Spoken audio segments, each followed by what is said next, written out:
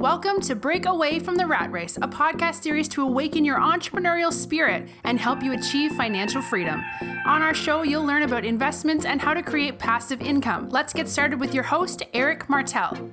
So welcome to the show. Today we have Alpesh Parmar, who is an entrepreneur who owns 100 residential units in various markets in Dallas, Atlanta, as well as in Birmingham.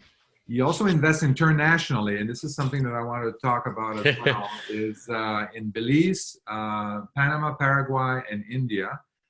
He helps busy working professionals build long-term wealth by basically using real estate investments and basically living a stress-free life. And even if you want to build supplemental income or just general passive income. Alpesh is also the host of a famous podcast called Wealth Matters and co-author of a book called Resilience, Turning Your Setbacks into Comebacks, which is something that's dear to me. Welcome, Alpesh. How are you doing? Good. How are you, Eric? And thank you so much for having me on your show. No, my pleasure. So I think I want to get started with your book that you contributed to, Turning Your Setbacks into Comebacks. That's something that's really dear to me because I feel that a lot of people feel that they, when they go into some trouble, some problems, some issues that they have to deal with in their lives, they kind of get stuck and they kind of go into go downhill from there instead of respond. I think it has a lot to do with how you respond to these issues and how you rise up and do something about them. So you mind talking a little bit about that? Absolutely. So resilience is one of the character trait which I did not know about, but somehow I ended up developing it myself. And even though you read about this, but when you get into a trouble or you face an issue or a problem, you actually don't know how to deal with it because everyone has different kind of issues or problems. So when I arrived, and this is part of my book, Resilience, which became Amazon #1 bestseller as well. So when I arrived to United States on February 6th of 2001, so exactly about 19 years ago. When I came here, the market had crashed. I came as a computer engineer, so I was going to start working in tech industry, moved to Silicon Valley, of course. I could not find work. It took me a while to find work, and still I could not sustain that. And I had to move to New Jersey, where it was 9/11 happened and financial markets crashed. So there was no work. I didn't have money. I came with $500 in my pocket, and those were already spent. And then whenever I worked, most of the money was spent. Mm-hmm. So I did not have choice, and I could not find work. So what I had to do is I realized that I did want to study further. And in this case, most of the time people will say, oh, why do you want to take on more debt, right? You should be finding work. Yeah. But this is another thing which I did. I don't know how, but I was able to do my master's in computer science. And when I finished with GPA of whatever, 3.5 or 3.7, I can't remember, but I did not have a debt. Yeah. Wow. So when people tell me, when I meet some of my friends and they tell me they're 40 plus years old and they're like, oh, we have debt from 20 years ago. I'm like, how? Yeah.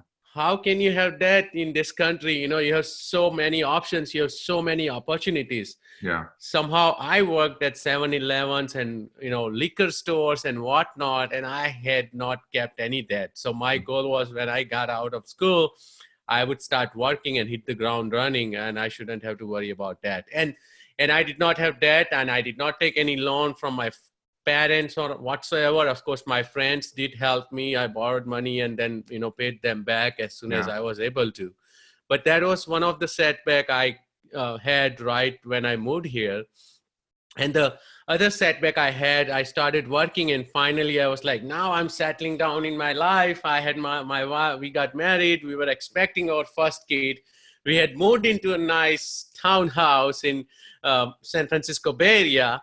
and and then I even switched job, thinking that I'm pretty much settled. I can now move around, and I was relying on my income because I thought my wife will take off for a little bit while we are expecting. Yeah. And I got laid off. I got fired by one of the big 4 consulting firms. Wow. And I realized that you're not indispensable, By that point, I always thought that, I'm the one. I'm always needed in the business. I'm the smartest. I'm the right, hardest exactly, working. right. Yeah. I know I can do it all, right? Yeah.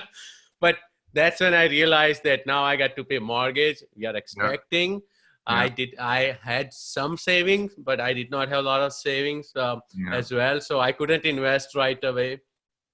But that moment, I realized that W-2 jobs is not for everyone. Yeah. And you cannot rely on a W-2 job. You cannot think that, you are making money for this business or this employer and they will keep you forever, right? Yeah. So you got to always have. Yeah, things have really changed. I mean, exactly. There's no more gold watches after 25 years and all of that. And the pension plans have changed, right? Yeah. Or mostly stopped, right? So when I was working at those companies, we had pension plan and they were stopping right then. Yeah. So, and then you have 401k, which is a scam in my words. So I ended up started doing independent consulting, and around in 2011 started my own IT consulting business. And since 2009, and it's been 10 years now, I have not worked for anyone. Mm-hmm. I have not reported to anyone for my salary, my income, my personal goals. I don't have to worry about all that. Yeah.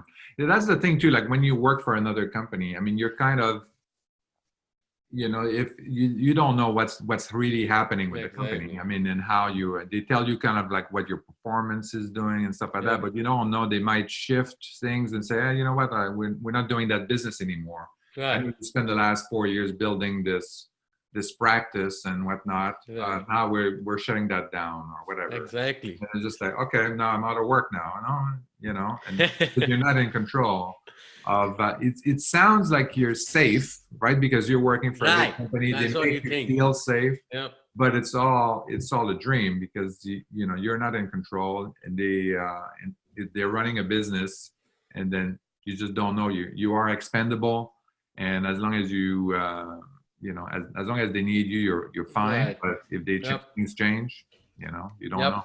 And after seeing 2 cycles, right, 2001 and 2008 and 9, I realized that you got to start building something for yourself. It could be a side hustle, a second source of income.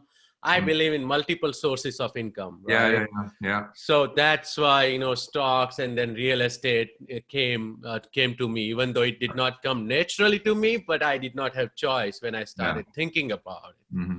Yeah. Right. When we are growing as family, when we are, of course, that's another thing, you start thinking about, you make 50,000, you're happy, you're spending a little bit. You start making 100 grand, you're spending a lot more, right? Now you're making 200 grand, you have a bigger house, you have a lot more responsibilities, right? That's right. So you always have to start. Then you're more stressed because now you have to pay the house, So you got to have that other sources of income. So resilience didn't come naturally to me, but somehow I ended up building it because there was one thing in me, which was that don't give up. Don't ever quit. Yeah. Yes, you can lose, and that's fine. Yeah. But don't quit without even trying, right? Yeah. So that's one thing I've always followed in my life. Yeah. So how would you, if you see somebody or if you were to talk to somebody that is falling into hard times and stuff like that, so what would you tell them? Would you tell them to approach these kinds of situations? So always when you are facing hard time, always think about others as well, right? Think about if you have read book, if you have listened to podcasts, think about how others would have fared. Like there are so many people, and if you read about them, it's amazing how they came back, right? And that's why Resilience is a great book where it's not just my story. We have 32 co-authors, and even just reading their stories inspired me like anything. That's one thing. And then another thing I always want to tell people who are facing hard times, that when life closes one door, there is always another door waiting for you, right? You just have to find that door. Yeah. There's always another opportunity. Yeah. And that's true. I think your attitude really helps you. I think if you feel depressed and stuff like that, the tendency is kind of like, to kind of you want to close down and clam down, and then you can't see opportunities. You have to kind of stay. In my opinion, you have to kind of stay positive, and then you can see opportunities that way. I mean, when you're happy and have the positive. I think. Even in the dark moments, I think you have to kind of think about it. You got to have that positive outlook. Yeah, and I know it's tough, but that's the only way you're going to see opportunities. That's the only way you're going to be creative about leveraging these opportunities and stuff like that. Right. So later on, you did. You said you were in the stock market and all of that, and then so I was in the stock market too. I lost a fortune in the stock market. The .com crash. Haven't we all? Yeah, exactly. My God, I was diversified. Yeah, that's what they tell us, right? That's what they tell us. Exactly. I feel like Wall Street is rigged, right? So. When I realized about when I lost my job, I'm like, oh yeah, I mean, I was only invested in mutual fund. I got to start looking at stock picking and all. Yeah. Started learning a lot about it. That's one thing that I love reading and I love learning. Yeah. So I just started picking up stock related material, and it wasn't just simple stocks. I moved on to in 2012 to 2014, I started even doing futures and options and even Forex in 2015. But I realized that, yes, people can make money in stock market, but it's not anymore buy and hold long-term kind of deal. You can't compare it to 50 years ago when there was no machine learning, when there was no artificial intelligence. Right now, the machines are executing in microseconds. They're executing hundreds of thousands of transactions. So you can't control any of those, right? And when some people tell me about Warren Buffett, that, oh yeah, he became billionaire by buying stocks. I'm like, no, he bought businesses. Yeah, exactly. He buys tons of stocks of the businesses, and then he gets involved in the management of that business. Yeah. You and I buying 100 stocks, you can't go and talk to Elon Musk about Tesla or Tim Cook about Apple, how he needs to run his business, right? Yeah. So even though you own a portion of the company, you can't do anything about it. And that's why I liked real estate, that I control my money. I control my destiny. If something happens to it, I did it. Yeah, with stock, you're like, oh, I got to time the market. And it also started becoming emotional and stressful. Yeah. Because I was always thinking about the market, and you and I are in the West Coast. So, 6:30 a.m. the market opens, and I would have to wake up at 5:30 a.m. to be prepared for day trading, swing trading, whatnot. Yeah. And even before going to sleep, even when I was having dinner or chatting with my family, I would be looking at my phone. I had 2 monitors up with all this stock tickers and charts, and I'm like, this is not working out. For what? I make 8 to 10% a year, 10% a year, and then I have to pay Uncle Sam, right? So it's not worth it. Yeah, and it's not passive either. Nope, it's very active. You have to be. I mean, you either go and do the long-term investment, so where you can say, well, I'm going to look at it in 30 years from now, right? And then that's fine. Then you can have a passive attitude about that. You don't have to look at the stock market and all of that. But you also don't have income that's coming through on a regular basis. If you want to have income that's coming through on a regular basis, you have to go in there dividends. And then the yields are not that great. Exactly. Right? Or you go and then you have to be an active investor. Yeah, and then the dividend you brought up, and again, we don't want to move this into stock market discussion, but dividends, if the stock is not appreciating, dividends are not doing much for you, right? If the stock appreciates, your dividend is going down. Yeah, exactly. So, and if your dividend goes up, that means the stock is going down. Right. It's kind of like a staple. You can't get all, right? Whereas in real estate, I can have my cash flow, Yeah. And as well as I know in 20 years that real estate, that property is appreciated. It has to appreciate. We don't build land, right? We cannot build land anymore. So the property has to appreciate in 20 years, 30 years. And comparing it to stock market in 30 years, let's say right before you are supposed to retire and the market crashes, what happens? We have seen that in 2009 where a lot of people lost 70, 80% of their 401k values. So people need to understand that if you are already in 401k, if you are already in pension plan, you are in the stock market. Don't think that you are not in the market. So you already have more than half of your assets in the stock market. Why would you start picking stocks on your own as well and make it an active investment, right?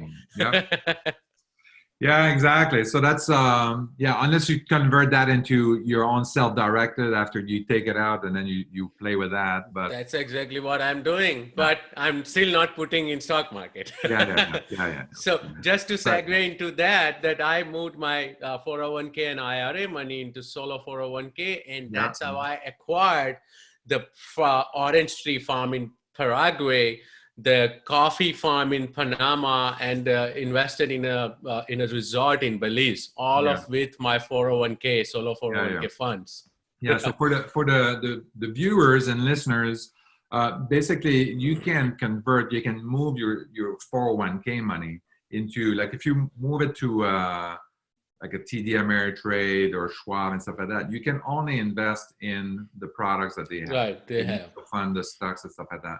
But there are other firms out there that have different form of custodianship, and then you can invest in other types of investment. So you can invest into real estate, not your own real estate, but somebody else's real estate projects. You can invest in gold. You can invest in art. You can invest in cryptocurrencies or any kind of collectible.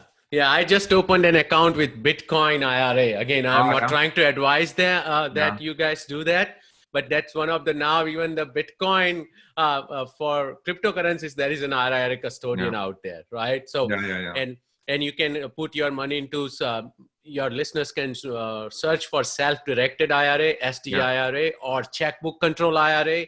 All of them will point them to this particular IRA using which you can invest in any kind of assets. As well as you can move, if you have a small business on side, you can do solo 401k, or even you can reach out to Damian Lupo for EQRP. That's another interesting concept as well. Again, it's another qualified retirement plan. But again, as of now, after learning more about this, I don't even like retirement plans anymore. If you already have it, move it and stop contributing. That's what I did since last year. I'm like, I want my money now. I know I want to be rich when I retire. I got to pay tax when I defer. Right? So should you pay tax on the seed or the harvest? You know, right?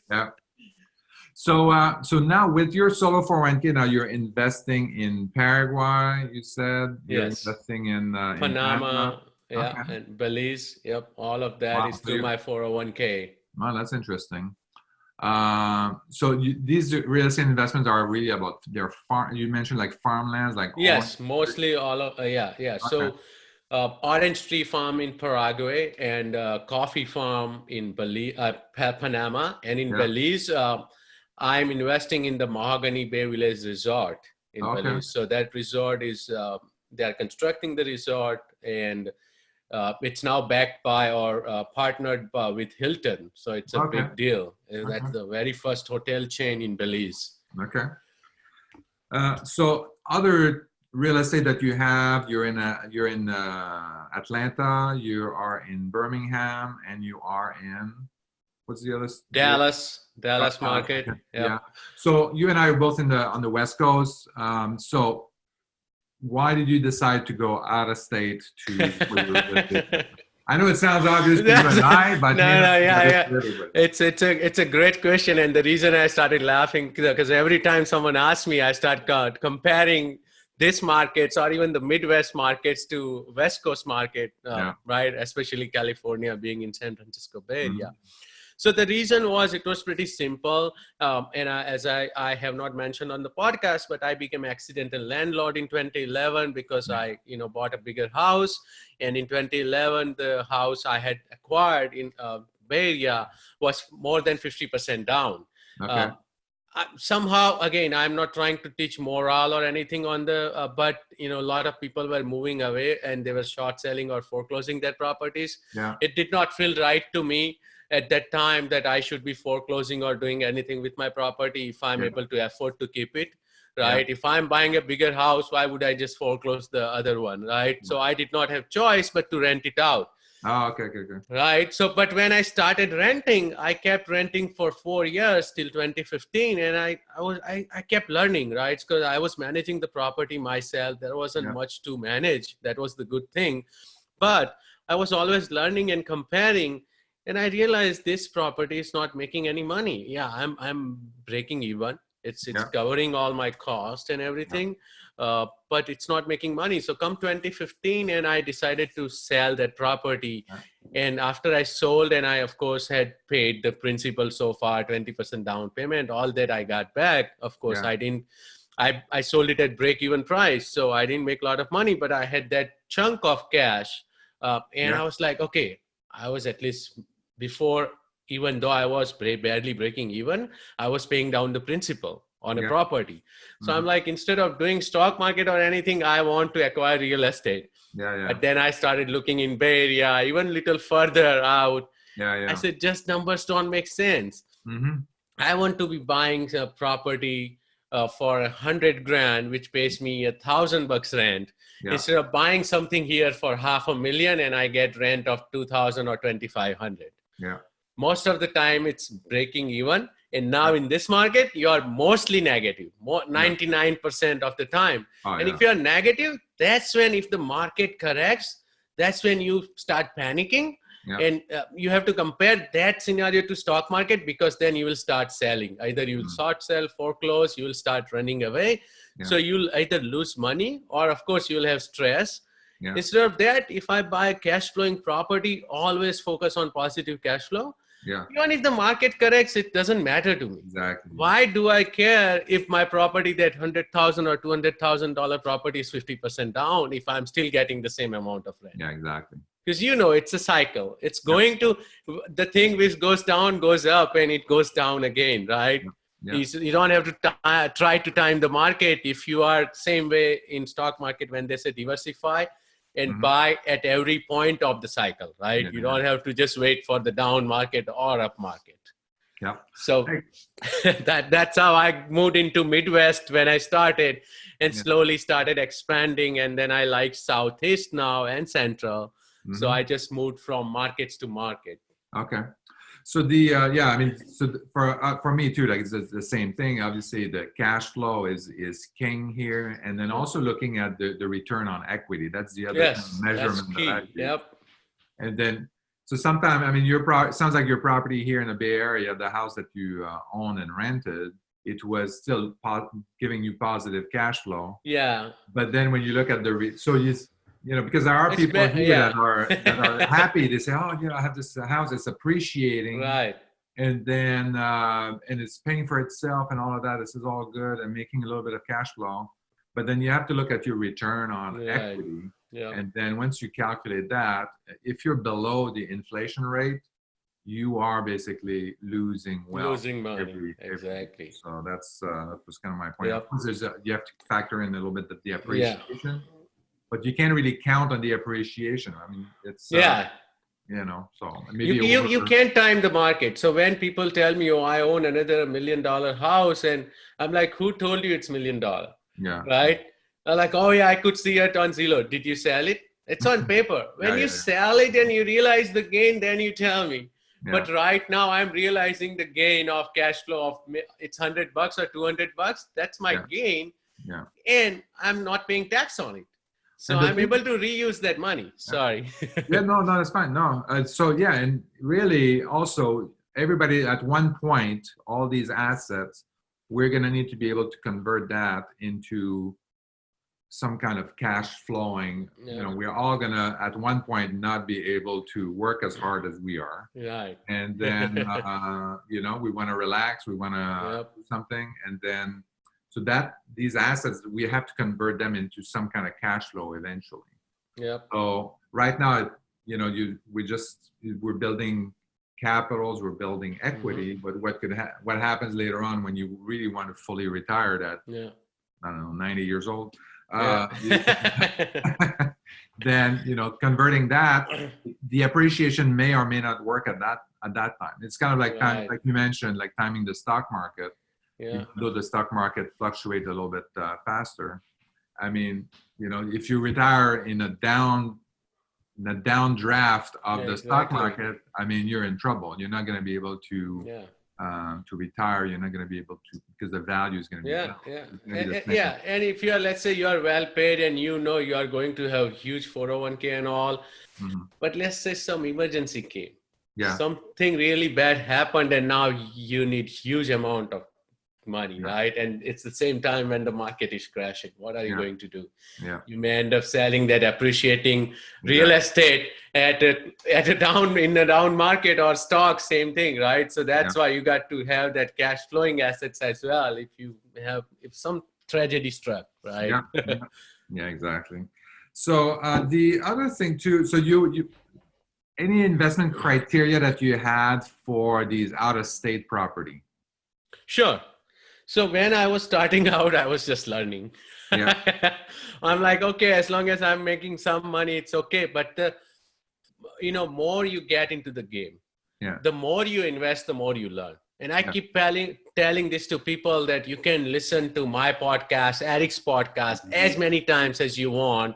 You can read as many books as you want, but until you pull the trigger, you are not going to learn anything. Yes, it's all on paper. It's like theoretical knowledge you and I had from college, but till you start working, you are not going to be able to apply that knowledge. And same thing applies in investment. Reading a book from Phelps about swimming. Right. Until you get in the pool. Exactly. And that's a good analogy. You may not know how to swim. That's a great analogy, because I did not know swimming and I started learning here because I wanted to learn. Because I want to do a triathlon. I started learning swimming. When I started learning swimming, I'm like, I'm not going back. I was scared, but I would practice 3 times a week, no matter what, right? Even if the water is cold or not, that's not my problem. I got to do what I'm supposed to do, right? But to go back to the criteria point, now, of course, you know, the market has shifted.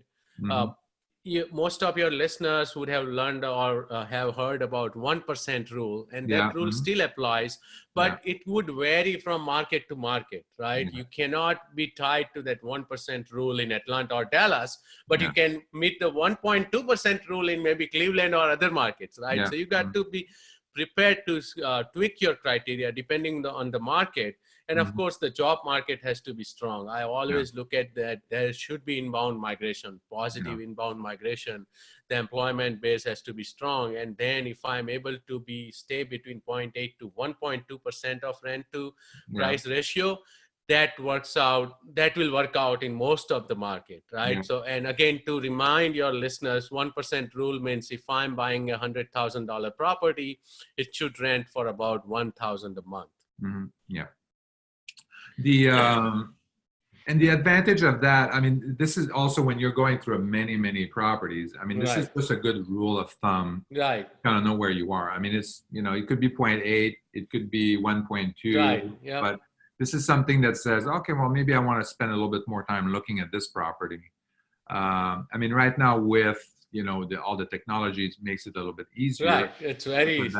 But we also have a lot more property that we're looking at. This is just for, like, you know, back of the napkin analysis. Of course, even after you see 1.2%, you shouldn't just jump in, right? You should do proper analysis. But then also after doing analysis, don't get into analysis paralysis mode. Exactly. That's another thing. When most of your criteria are tricking, they're like, oh, but if something doesn't work out, even if you don't try, you're not even going to know if it's going to work out or not. Right. So, and just to elaborate on the criteria side, also what I have done personally is that because I learned over the years that I don't want to buy a property sub 75, 80,000.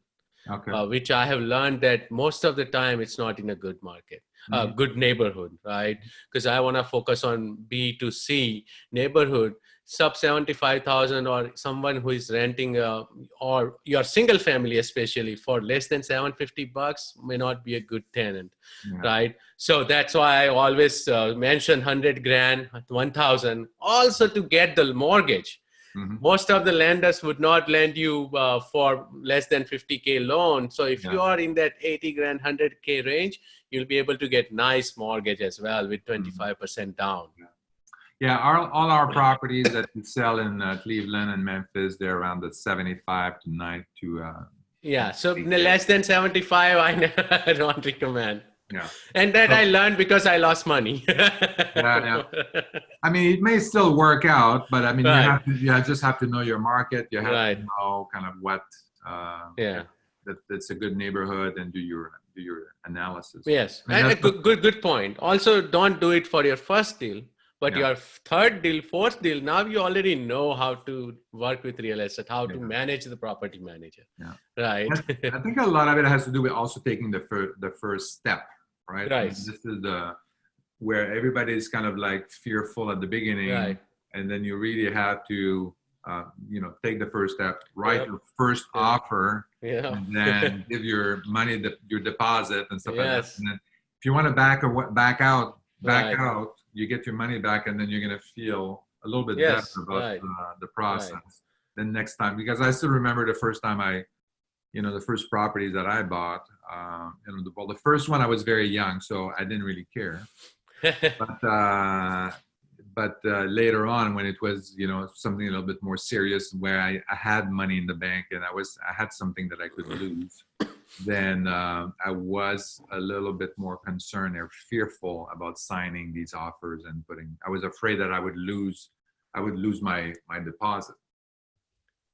So this is very good. So you were in Dallas, and so how is the Dallas market right now? So Dallas market now, I don't, again, I'm not trying to give any investment advice, but for cash flow, I don't recommend.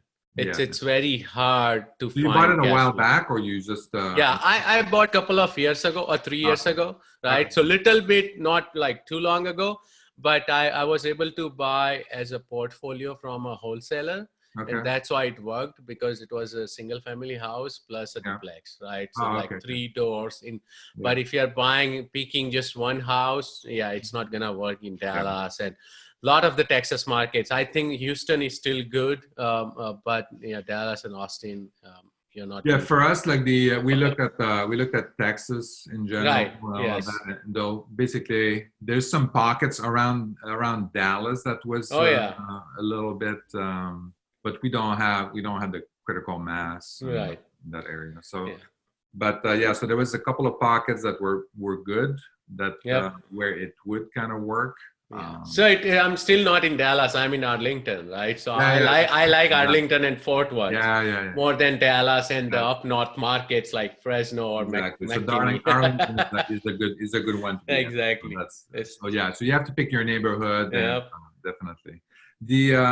So do you have a team on the ground? Like, how do you manage these properties or these projects? You buy them turnkey, or you have to do some rehab and all? That's a great question. So I started with turnkey, right? So in 2015, then I moved in with another turnkey provider and bought about 3-4 properties from them, right? But then after that, I started, not only I educated myself a lot on real estate, but I started enjoying.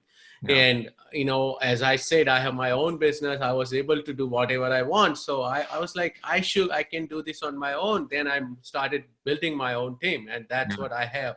I find the properties on my own in Atlanta, Birmingham, Arlington market. I have property manager, which I vetted out. I have my own handyman, contractors, same insurance agents. They will even go and look at the property for me now.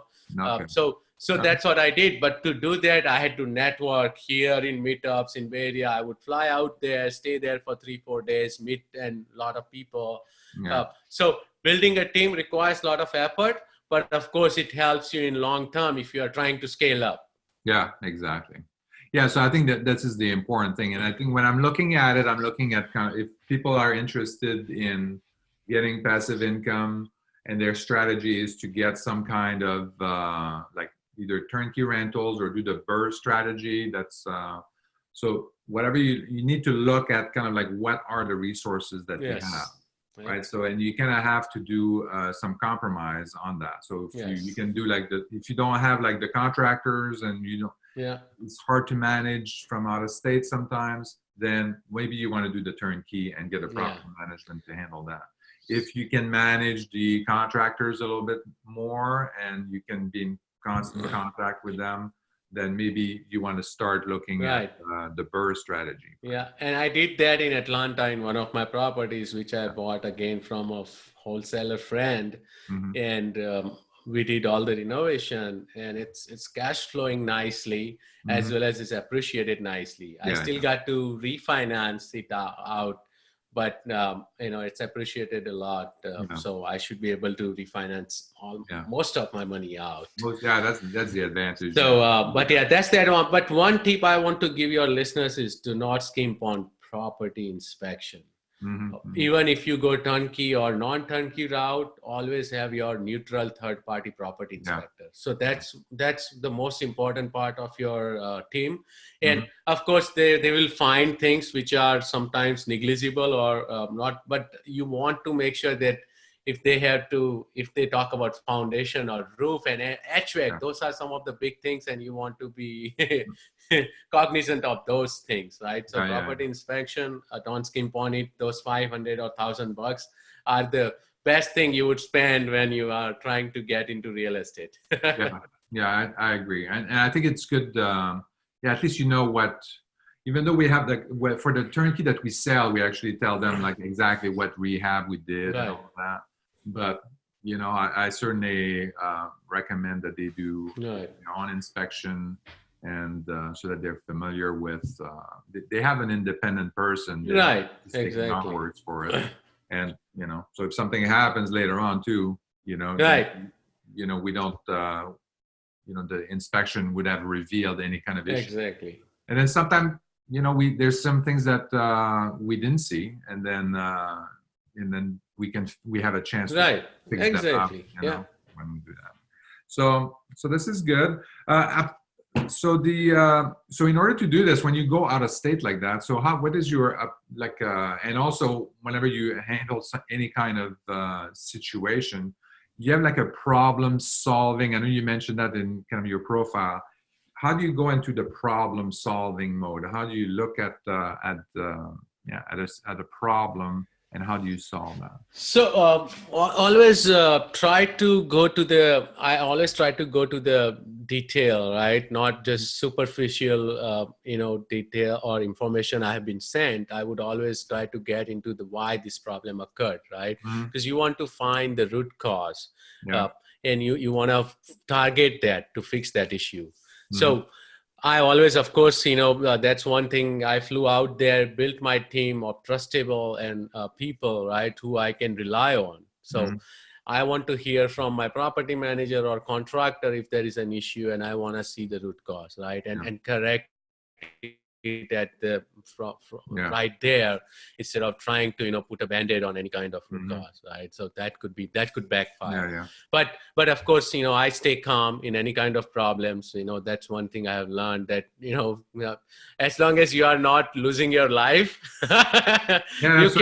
you can work through that problem, right? Nobody's gonna die. Exactly. That's good. As long as you or your tenants are not in trouble, life and death situation, it is fixable, right? It may cost you money, but you want to have peace of mind and do things right. Yeah. So I think the other thing too that I want to talk about is kind of any kind of like book recommendations that you have. Of course, I will recommend Resilience, How to Turn Your Setback into a Comeback. No, I'm just kidding. I love that book. Shameless plug. But I, even though, I'm not affiliated or anything, but read the book, The Miracle Morning by Elrod. That changed my life about these problems, problem solving and problems. He was hit head on by a drunken driver. His heart stopped beating for about 3 minutes, and he survived. And then he had a cancer. But the book he has written, it gives him an idea about how a lot of these celebrities have gone through this kind of issues in life and death situation, Yeah. and they've come out unscathed, right? They have built their morning, they have built a routine, and I'm pretty much following him right now. I have read the book 3 years ago, but never took the dip. So I just wanna, I'm writing a journal now. I bought the Miracle Morning Journal. Anyone watching this on YouTube, they can see that pretty much, going through. And the Miracle Morning book has 6 steps you got to perform in the morning, and they call it as savers. It's silence, affirmation, visualization, exercise, reading, and scribing. Okay. Scribing is writing journal or etc. And I did not mention, but I love working out. You'll always find me at the gym at 6 a.m. in the morning. So I wake up, first thing I get ready and all dressed, and the first thing I do is exercise. So I'm trying to now, because I was already doing 2 or 3 of those. I want to get into a routine where I'm doing all 6 of them in the morning, or at least finish them during the day. Yeah, so it's basically a daily routine. Yes. So I think that this is very good to kind of, it helps in a couple of ways. I think especially in the morning, I think it really helps to kind of get you ready for the day ahead, and then get your mind cleared up and focused on focused. Focus. You are ready, and you're focused for the task you need to take care of that day, right? And because you are going to sit in silence, you can meditate, you can pray. That's gonna give you a calm attitude, calm demeanor throughout the day. So it's important. And when you have worked out, you already got your heart pumping, you are sweating. So that's again, you throughout the day, you have that adrenaline running. You want to get things done. No, I think that is very, very good. Otherwise, people kind of, they kind of like go and they react to the events of the day instead of staying focused on, what is my goal today? I need to accomplish. And so every day now I write down my 2 to 3 goals. And that's my goal, to finish those goals, right? And in the evening, I got to evaluate if I did those or not, right? So, and of course, I'm not a Superman, I'm going to miss those goals as well, right? But in the evening, it gives me a chance that why did I miss those goals? Next day, I got to start afresh. I don't want to repeat the mistake, right? No, that's right. No, that's very good. All right. Anything else? So that was a very good talk. But anything else you want to tell to our listeners or my listeners about kind of real estate or setbacks and comeback? So recently, I'm now focusing on also moving from single family to duplexes I started doing large multifamily. And now I'm moving it to pretty much self-storage. And we are actually raising capital for a senior housing project in close to Sacramento. It's in Chico. We are acquiring it for $15 million. And we are raising capital for that. So I'm always asking people to keep learning, keep watching the market. Even real estate does not mean one type of real estate. You can do a lot of things. You can have commercial space, office space. So always keep your eyes and ears open. Same way as people talk about diversifying in stock market, you can diversify amongst different types of real estate as well as in different markets, right? So that's going to give you bigger diversification. Of course, it may cap your reward, but it will also cap your risk, right? So that's what I'm doing. And the last thing I would like to quote is, I think it's an African proverb, but I have written it down here. It's that alone you can go faster, but together you can go farther. Right. So do you want to go fast or farther? Right. In my goal, I realize I want to go farther. So I would team up with people. I'll network with Eric. I'll network with someone else, whomsoever is going to give me the diversification, whoever is going to teach me something new. No, so I totally agree with that. And I think that's the real estate investment community, I think is a good community for that. Everybody is sharing kind of their ideas, what they're doing, what to look for. So I think it's a good group. So if you're new to real estate investment, then, try to connect at the different meetups and then talk to other real estate investors and then see what they're doing, what they're interested in. And then you can kind of adjust or define what your goals are, what you want to do, how you want to achieve them and stuff like that. One cautionary word though, is that we want to make sure there's, as you mentioned, there are so many different ways of investing in real estate. And then sometimes it's the same way, but different markets or whatever. So, but I think it's important to kind of have a focus as well and not try to do too many different things. Right. Especially if you want to, I'm thinking of that because, like for example, so if we're investing in Cleveland and Memphis, as you know, and then, so we have only these two markets. Of course, there are other markets that we can go after. But then we work with the team there. We get to understand the market very, very well. We get to have a team that is really working very well with us, and we're working on the process together and stuff like that. So that's what we're working on, one couple things, and then we're focusing on that, and then we're tweaking that to the limit. Now we're doing a little bit more multifamilies now in Memphis, which is booming. So that's another thing too. So we kind of leverage our resources, our team on the ground there, our property management and all that, and then we're moving into that, which is just, it's not a big step, it's not a big leap, from single family portfolio into multifamily. And that's a great point. You got to have focus. You got to master that one thing before you move on to the next, right? So again, because I jump-started my career, real estate side of career, and I hit the ground running, I'm able to move from single family to multifamily and large multifamily, etc. But if people are taking slow, if you are working full-time job, W-2 job, then it's going to be hard. I tell people, don't go in every market. Focus on 2 to 3 markets, right? 3 max. And again, buy up to 5 single family first, to learn, or maybe duplexes, right? So that's where after I had acquired 5, I realized I want to buy duplexes. I buy duplexes, then I realized, I want to buy bigger. Then I ended up buying 2 9-unit buildings, right? So doesn't have to, if someone else is doing it, you don't have to do it, right? Yes. But you want to master that one particular piece, and even what you are doing, you did so much of single family and then moved into multifamily, right? So from 9-unit, we raised capital for 148 unit last year, right? But it just does not happen overnight. There is a lot of work behind the scenes. Exactly. Especially if you don't have time to research all of that. Or build a team. You can stay very focused on one little strategy that if it works, you stick with it. You just grow it. If ain't broke, don't fix it. Right? Because what I see sometimes when I talk to people too, like they look at all the different, I want to do self-storage, I want to do mobile home, I want to do this and stuff like that. I say, okay, these are all nice. You can do all of these, but let's just pick one. Pick one for now. Exactly. Make it work.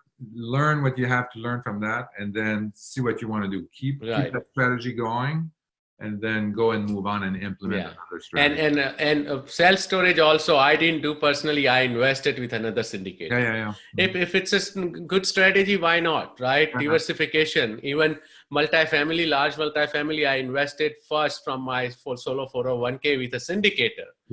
Just to see how he's running the business. And then we ended up acquiring with other operator, right? With senior housing, I was analyzing senior housing for 3 years.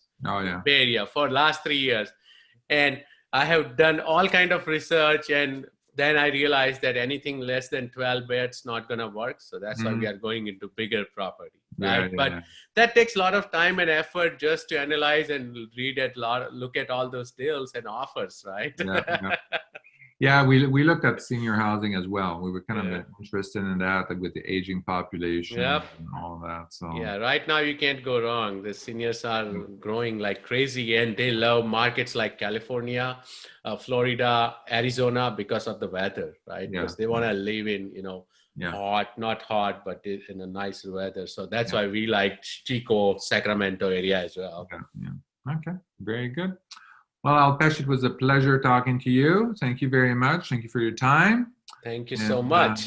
yeah, and good luck on your other podcasts, Yes, other interviews, and we'll talk to you later. absolutely. Thank you again, Eric. Thank you for listening to Break Away from the Rat Race with your host, Eric Martel. If you want to share your story and experience with our listeners, please message us on Facebook at Break Away from the Rat Race. Also, please subscribe to our YouTube channel and our podcast on iTunes.